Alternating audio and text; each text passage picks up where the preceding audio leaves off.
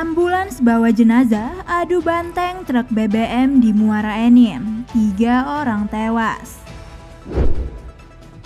Taiwan tangkap 15 WNI imbas tawuran 2 perguruan silat Indonesia. Maba UGM bercanda disentil dosen karena absen kuliah dan lebih pilih syuting.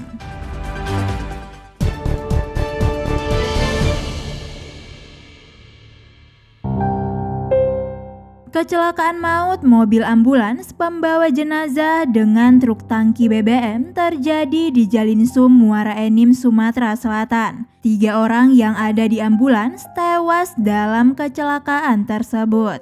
Kecelakaan maut itu terjadi di Jalinsum perbatasan Muara Enim, Ogan Ilir pada Selasa 5 September 2023 sekitar pukul 18 waktu Indonesia bagian Barat. Ambulans dengan plat BG 9072 PZ itu ringsek, tak terbentuk akibat adu banteng dengan truk BBM milik PT Salsabila Perkasa dengan plat BG 8639NL.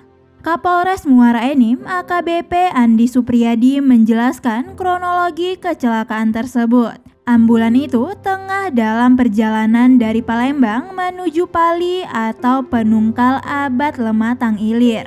Dan TKP berada di jalan lintas atau Jalinsum, Desa Segayam, Kecamatan Gelumbang. Ambulans itu dikemudikan oleh MH berusia 40 tahun. MH yang tewas saat insiden tersebut tercatat merupakan warga Desa Perambatan, Kecamatan Abab, Kabupaten Penukal Adap, Lematang Ilir atau Pali. Sementara truk tangki dikemudikan oleh MRP berusia 26 tahun yang merupakan warga Lorong Perdana, Jalan Kimarogan, Kecamatan Kertapati, Palembang. Untuk sopir truk dilaporkan mengalami luka berat. Selanjutnya, jenazah yang dibawa dan hendak diantar ke rumah duka yaitu seorang berinisial AH, warga Dusun 4, Desa Batu Tugu dan 1 kecamatan dengan MH. Selain MH dan AH, di ambulans itu juga ada 2 anggota keluarga AH yang tewas,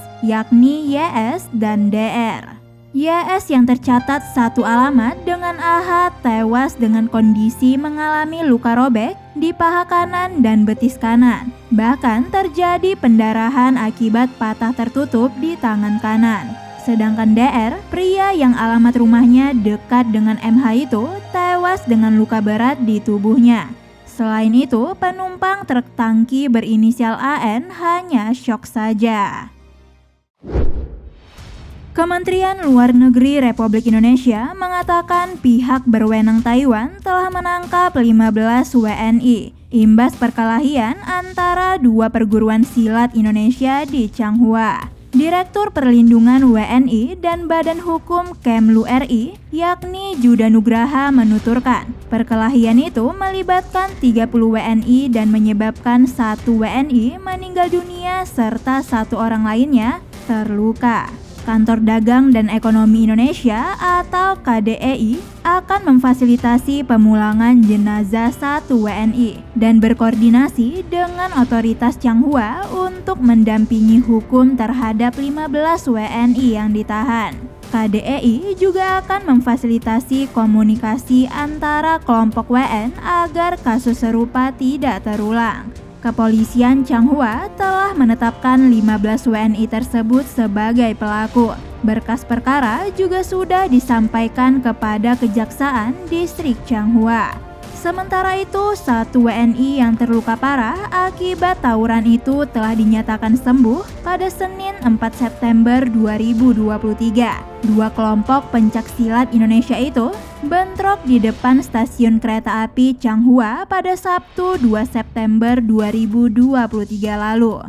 KDEI Taipei mendapat informasi penahanan pada Minggu 3 September 2023. Dilansir Taiwan News, bentrokan disebabkan karena dipicu perbedaan pendapat mengenai pelatihan pencaksilat. Kedua kelompok pencaksilat pekerja migran Indonesia atau PMI yang semula berkumpul untuk diskusi justru berujung dengan bentrokan. Beberapa pelaku yang terlibat bentrokan diketahui membawa senjata hingga menyebabkan beberapa orang luka parah. Polisi Taiwan pun segera mengerahkan dan memperluas upaya pencarian tersangka. Dalam waktu kurang dari 16 jam, tersangka utama pembunuhan yakni WNI berusia 24 tahun ditangkap di kota Taichung.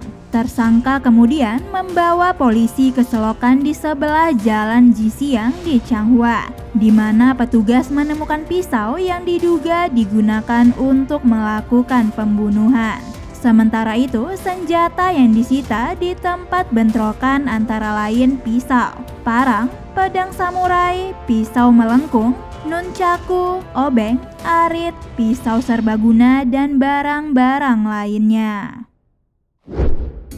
Mahasiswa baru atau maba Universitas Gadjah Mada atau UGM, yakni Abigail Geonevi Arista atau akrab disapa GG, kian dikenal semenjak kata-kata bercanda viral di media sosial.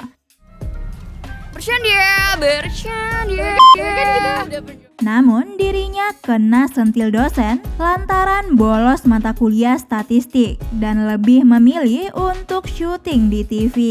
Semenjak viral dengan kata-kata bercanda, GG kian dikenal luas masyarakat hingga jadi sorotan beberapa media televisi. Baru-baru ini, GG diketahui tengah syuting di TV swasta yang ada di Jakarta. Dengan munculnya GG di TV, banyak dukungan dari warganet lantaran gaya bicaranya yang bikin mood naik.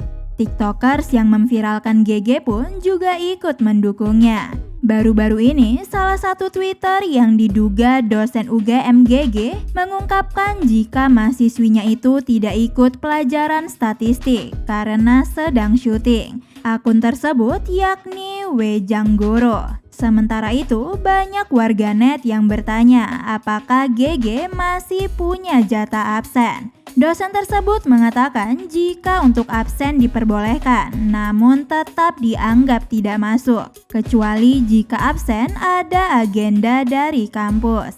Dosen psikologi itu mengaku jika GG adalah mahasiswa yang pintar. GG juga tidak akan kena sanksi akibat tidak masuk di kelasnya karena syuting. Bisa News.id, Nindya Flarisa mewartakan.